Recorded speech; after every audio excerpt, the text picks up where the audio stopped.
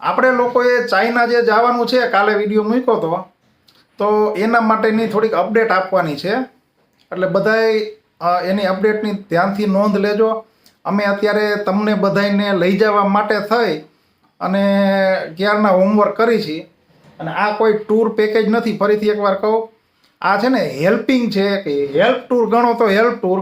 કેમ કે જે લોકો ગયેલા છે, અનુભવી છે, એ લોકોય હશે, અને જે લોકો ફ્રેશર છે એ હશે. એટલે અનુભવી લોકોનો અનુભવનો ઉપયોગ કરી અને ફ્રેશર લોકોને હેલ્પ થાય એટલા માટે જ આ આપણે આયોજન કર્યું છે.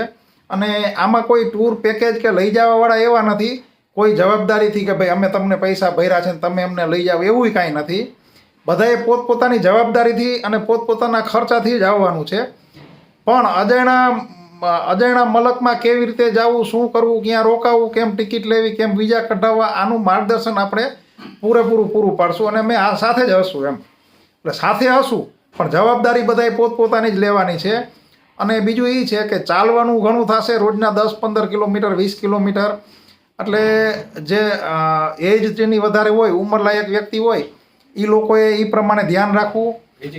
ફિઝિકલ હેલ્થ સારી હોય, કેમ કે અત્યારથી હાલવાની ટેવે પાડજો. અને બીજું એ છે કે તમે ઉંમર બહુ વધારે હોય ને હાલી ન શકો, તો તમારે ખાલી હોટલે રહેવાનું થશે. તમે કેન્ટન ફેરમાં બહુ હાલી નહીં શકો. એટલે તમારે છે ને એવી રીતે રાખવું. અને બીજું કે તમારે છે ને જોડી રાખવી. જોડી મીન્સ કે કપલ નહીં, પણ તમારા કોઈ મિત્ર કે એવું કોઈ હોય ને, જોડીમાં 2, 3, 4 જણા ગ્રુપમાં તો રાખવા. કેમ કે ઘણી વખત ક્યાંય ડોક્યુમેન્ટમાં ક્યાંય અટકી ગયા હોય, તો આપણે માનો કે એકારે ઝાઝા લોકો હોય, 100 લોકો હોય, 50 લોકો હોય, તો બધા એકારે રોકાય નહીં. આપણા ભેગા જે 2-3 લોકો આવ્યા હોય ગ્રુપમાં, એટલા લોકો આપણી સાથે સથવારો કરાવવા માટે રોકાય. એટલે તમે એકલા હોય ને તો કોઈક સથવારો ગોતી લેવો કે તમારી હારે રહીએ. એટલે તમે એની હારે રહ્યો ને એ તમારી હારે રહીએ, બરાબર? તો આવી રીતે વધારે ઇઝી રહીએ.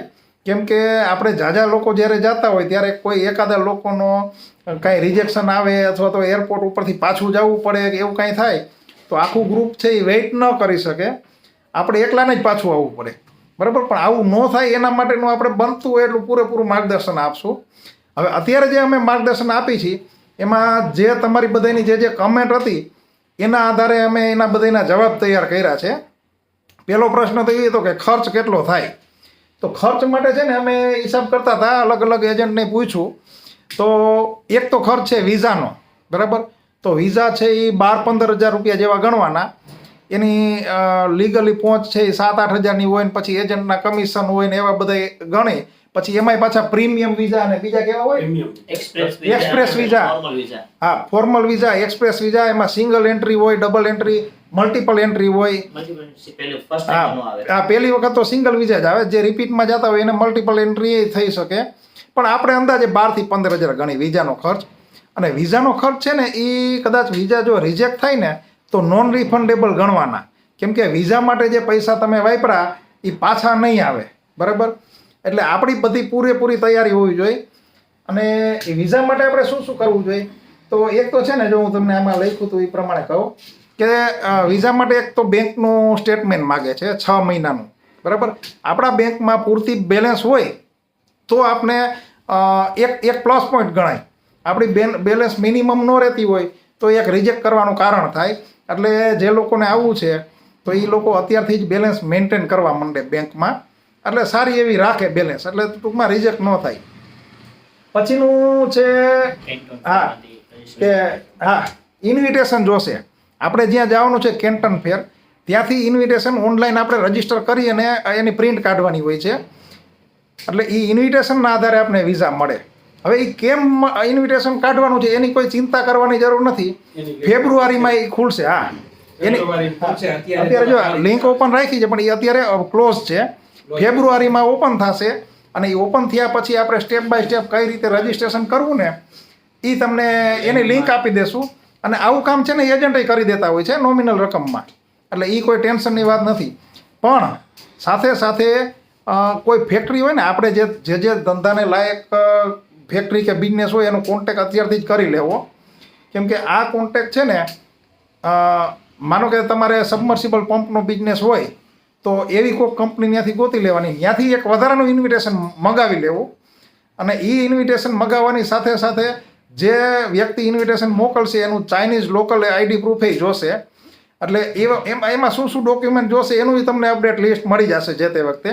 એટલે જો આવું કોઈ કંપનીનું એક્સ્ટ્રા ઇન્વિટેશન હશે તો એક વિઝા માટે પ્લસ પોઈન્ટ ગણાશે. એના સિવાય ફેસ, તમારે પ્રોડક્ટ કઈ પ્રોડક્ટ છે એના આધારે કયા ફેસમાં જવું જો એની માહિતી તમને આપું.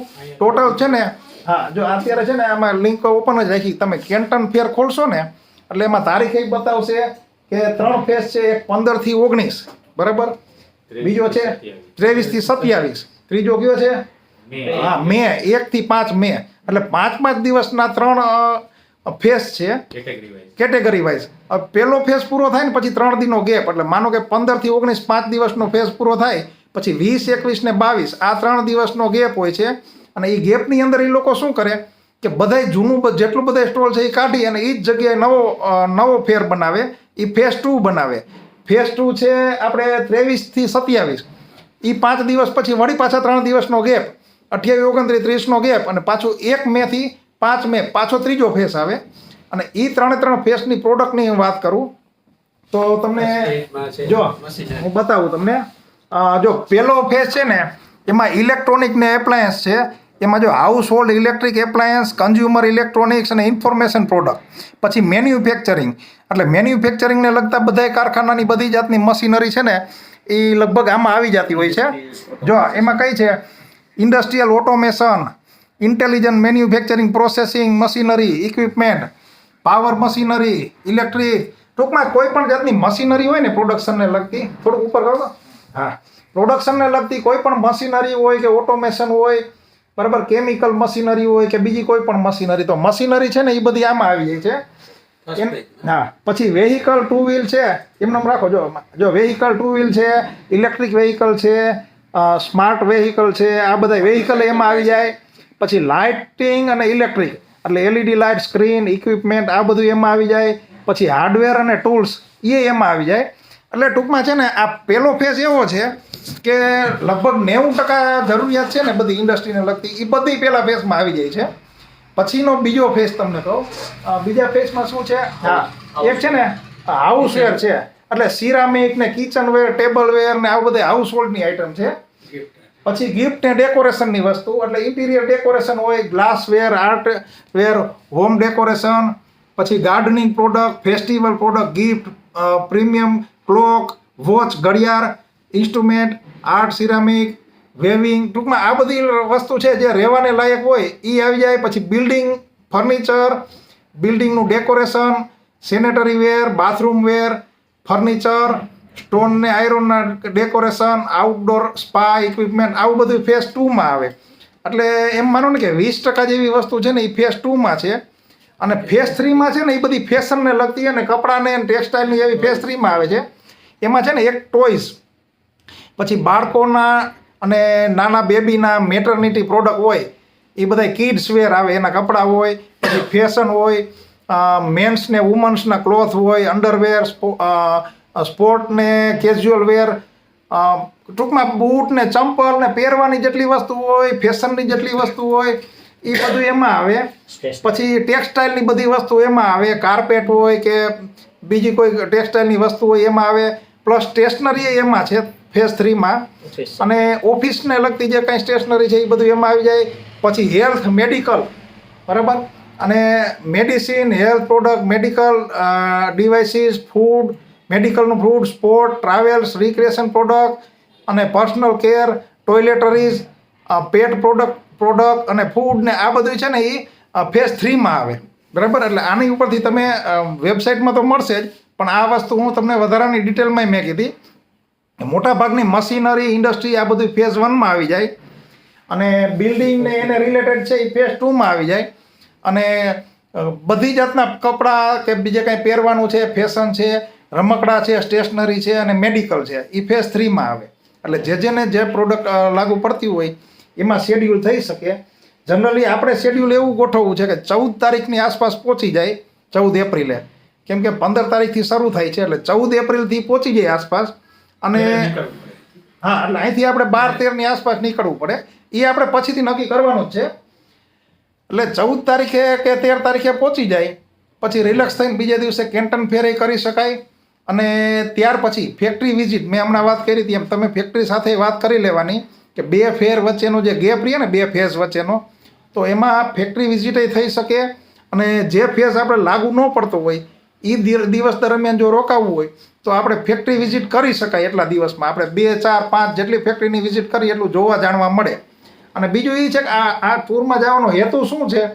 તો હેતુ એ છે કે એક તો જોવા મળે, જાણવા મળે, નવી ટેકનોલોજીની માહિતી મળે, અને આપણા બિઝનેસમાં કાંઈ ઉપયોગી થાય એવું હોય ને મગજમાં લાઇટ થઈ જાય તો કામ આવે.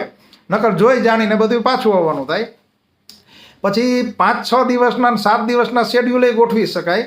જેને જેને વહેલું આવવું હોય એ વચ્ચેથી પાછા આવી જ શકે છે. કેમ કે આપણે ત્યાં 2, 3, 4 દિવસ રોકાશું ને ત્યાં બધાને બધું ફાવી જ ગયું હશે. પછી પાછા આવતી વખતે કોઈ હેલ્પની એટલી બધી જરૂર નહીં પડે. છતાંય હેલ્પ તો આપણે મળતી જ રહેશે. પણ કદાચ કોઈને 4, 5, 6 દિવસમાં પાછું આવવું હોય આવી શકશે. પણ તમને ખર્ચાની વાત કરું ને તો જો આપણે જોયું હતું કે ભાઈ 15,000 આપણે મેક્સિમમ વિઝાના ગણી. ત્યાર પછી હોટલનું આપણે પર ડે 3,000 રૂપિયા ગણી. બરાબર, 3,000 રૂપિયા તો મેક્સિમમ ગણ્યા છે. 3,000માં ખરેખર 2 જણા રહી શકે. લગભગ 1,500 રૂપિયા જ ખર્ચો આવે. પણ આપણે ડબલ ગણી છીએ. પર ડે 3,000 તો 15 દિવસના 45,000 રૂપિયા હોટલના થયા. પ્લેનની ટિકિટ છે ને એ વેરિયેબલ હોય, પણ અત્યારે આપણે અત્યારની સિચ્યુએશન પ્રમાણે ગણી તો આવવા જવાની બે ભેગી થઈને 50,000 રૂપિયા પ્લેનની ટિકિટ. તો અને બીજું આપણે કહ્યું છે લોકલ હા લોકલ આપણે કંઈ બસમાં બેસી, ટ્રેનમાં બેસી કે લોકલ પ્લેન કે એમાં જે બેસવાનું થાય એક જગ્યાએથી બીજી જગ્યાએ જવું હોય તોની વાત છે. તો આપણે મેક્સિમમ એના 25,000 રૂપિયા ગણ્યા છે. આ બધુંય ગણીને તો 15 દિવસના 1,35,000 રૂપિયા થાય છે. બરાબર, એના સિવાય આપણે ખાવાનું નથી ગણ્યું. કેમ કે આપણે ખાવાનું છે એ આપણે ઘરનું જ લઈ જતા હોય છે, ત્યાંનું આપણે ફાવે નહીં. એટલે કાંઈ ખાવાનું હોય, ખરીદી હોય અથવા વાપરવાના હોય પૈસા, એ બધા પૈસા છે એ આપણે જેટલા વાપરવા હોય એટલા અલગ. બરાબર, પછી અહીંથી જવાની તૈયારીમાં શું હોય તો કે આપણે ઇન્ટરનેટનું એક મોબાઈલનું રિચાર્જ કરાવવાનું, જેનાથી ઇન્ટરનેટનો ડેટા મળે અને કોલિંગય મળે. ત્યાંનું લોકલ સિમ કાર્ડ લઈને ડેટા લઈ શકાય. એક VPN લેવાનું થાય. બરાબર, ટ્રાન્સલેશન માટે ગૂગલ ટ્રાન્સલેશન વાપરવું હોય તો VPNનો ઉપયોગ કરવાનો અને ઇન્ટરનેટનો ડેટાનો ઉપયોગ. એટલે એ સીધું સાદું સિમ્પલ છે, એક રિચાર્જ જ કરવાનું હોય. અને બાકી છે ને ગૂગલની સીટ મૂકી દેશું. વોટ્સએપ ગ્રુપ આપણું જે છે, એટલે જેને જેને આવવું હોય એ ગૂગલ સીટમાં પોતાનું ફોર્મ ભરી, ડેટા ભરી અને એમાં મૂકી દે એટલે આપણે સંખ્યાની ખબર પડે. બરાબર, એના સિવાયની આપણે શું કાંઈ અપડેટ છે? હા, એક વધારાની અપડેટ છે, ચાઇના પ્લાસ્ટ. બરાબર, દર વર્ષે છે ને કેન્ટનની સાથોસાથ જ એક ચાઇના પ્લાસ્ટ નામનો એવો જ એક મોટો ફેર યોજાય છે, જેને પ્લાસ્ટિક ચાઇના પ્લાસ 2026. 2025 ચાઇના પ્લાસ હતો ને એ કેન્ટનની બાજુમાં, ગોંજાવની બાજુમાં શેન્ઝેનમાં હતો. આ વખતે છે ને 2026નો શાંઘાઈમાં છે. એટલે ત્યાંથી છે ને માનો ને કે લગભગ 1000 કિલોમીટર થાય. એટલે પ્લેનમાં અથવા તો ફાસ્ટ ટ્રેનમાં જવું પડે. અને 21 થી 24 એપ્રિલ છે. બરાબર, 21 થી 24 એપ્રિલ છે ચાઇના પ્લાસ. એટલે જો તમારે પ્લાસ્ટિકને લગતું હોય, પ્લાસ્ટિક મટીરિયલ અથવા પ્લાસ્ટિક મશીનરી અથવા રબર, પ્લાસ્ટિક ને રબર આવી જો કોઈ પણ આઈટમ હોય રિલેટેડ, અને પ્લાસ્ટિક આઈટમ અથવા એની મશીનરી અથવા એની પેકિંગ વસ્તુ એને રિલેટેડ, એની ડાય, મટીરિયલ, લોખંડ બધું આવી ગયું એમાં. તો તમારે છે ને વચ્ચેના શેડ્યુલમાં 21 થી 24 શાંઘાઈનું એક વચ્ચે ટ્રીપ ગોઠવી શકાય.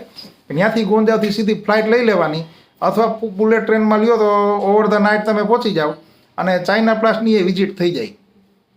એટલે આટલી તૈયારી રાખવાની છે. અત્યારથી જ શું તૈયારી રાખવાની છે? આ બધી આપણે જે કથા કરી એમાં અત્યારે તૈયારી એ રાખવાની છે કે આપણું બેંક બેલેન્સ છે એ સ્ટેટમેન્ટ સરસ રીતે બરાબર વ્યવસ્થિત કરવાનું. પછી ઇન્વિટેશન જ્યારે લેટર મળે, ઓપન થાય ત્યારે આપણે રજીસ્ટ્રેશન કરવાનું, ઇન્વિટેશન કાઢવાનું. અને ચાઇનીઝ ખાસ કેમ કે અત્યારથી તમે ચાઇનીઝ કંપનીનો કોન્ટેક્ટ શરૂ કરશો ને ત્યારે તમને સરસ રીતે 2-3 કંપની એવી મળી જશે કે એની વિઝિટ કરે તમને ફાયદો થશે. અને ત્યાંથી એ કાંઈ જાણવા મળે કે ન મળે, પણ એ લોકો કઈ રીતે કામ કરે છે એ કામ છે એ તમને જોવા મળશે. ને એવું કામ તમે તમારી ફેક્ટરીમાં પણ પ્રોડક્શનની ચેનલ ને એવું બધું ગોઠવી શકો. એટલે આ બધું છે ને તમે તૈયારી રાખજો આટલી. આના સિવાયની કાંઈ અપડેટ હશે તો પાછો હું નવા વિડીયોમાં અમે કહેશું. બરાબર, અત્યારે આપણે મેઇન વસ્તુ એ છે કે જે લોકો આવવા જ માગે છે અને ખર્ચાનું પૂછતા તો ખર્ચાનું થઈ ગયું, કહેવાય ગયું. અમે જે લાસ્ટ ટાઈમ ગયા હતા ને ત્યારનું તમને કહું, અમે 6 જણા ગયા હતા અને 17 દિવસ રોકાણા હતા. 17 દિવસમાં અમને 1,30,000નો ખર્ચો થયો હતો, ટિકિટ સહિત બધોય.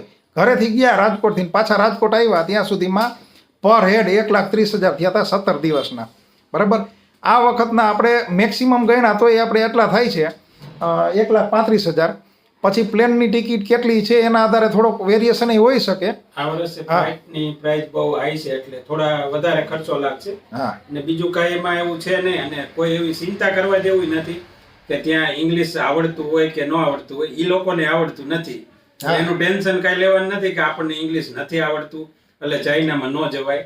જઈ શકી, ત્યાં ટ્રાન્સલેટર જ હાલે છે એટલે એને નથી આવડતું ને આપણને નથી આવડતું, એટલે એનું ટેન્શન નહીં લેવાનું કે ઇંગ્લિશ ન આવડતું. એ લોકોના નેચર એકદમ હેલ્પફુલ છે. કોઈ પણ જગ્યાએ અટકશો તો એ પોતે જ એટલી આગળ વધીને હેલ્પ કરે છે, એટલે જરા પણ ચિંતા કરવાની જરૂર નથી. બરાબર. એટલે ટૂંકમાં છે ને લેંગ્વેજનો તો કોઈ પ્રોબ્લેમ જ નથી, સીધો ફોન કાઢીને ગૂગલથી ને ટ્રાન્સલેશન થાય છે. અને બાકી બીજી કોઈ પ્રોબ્લેમ નથી. જેને મનમાં થોડો ઘણો ડાઉટ હોય ને કે અમારે અજાણ્યા મલકમાં જવું છે, તો એના ભેગા આપણે જાણીતા છીએ જ, એટલે એમાં કાંઈ ઉપાધિ નથી. બાકી કાંઈ નવી અપડેટ આવશે તો પાછો એનો વિડીયો મૂકશું જ ગ્રુપમાં, એટલે તમે વિડીયોની રાહ જોજો. અને કાંઈ કામ હોય તો આપણો જે વોટ્સએપ છે બરાબર, એનો QR કોડ આપેલો જ છે.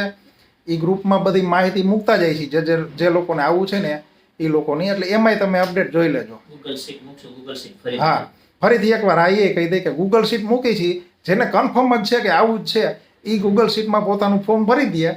બરાબર. એટલે આપણે સંખ્યાની ખબર પડે કે કોઈને આપણે કેવું હોય કે ભાઈ અમે કેટલા લોકો છીએ તો ખબર પડે. એવી હોટલ મોટી ગોતી, નહીંતર પછી એવું થાય કે આપણે હોટલ નાની ગોતીને સંખ્યા વધી જાય તો પછી અલગ અલગ જગ્યાએ રોકાવું પડે. ચાલો, એના સિવાયની કંઈ અપડેટ હશે તો જાણ કરશું.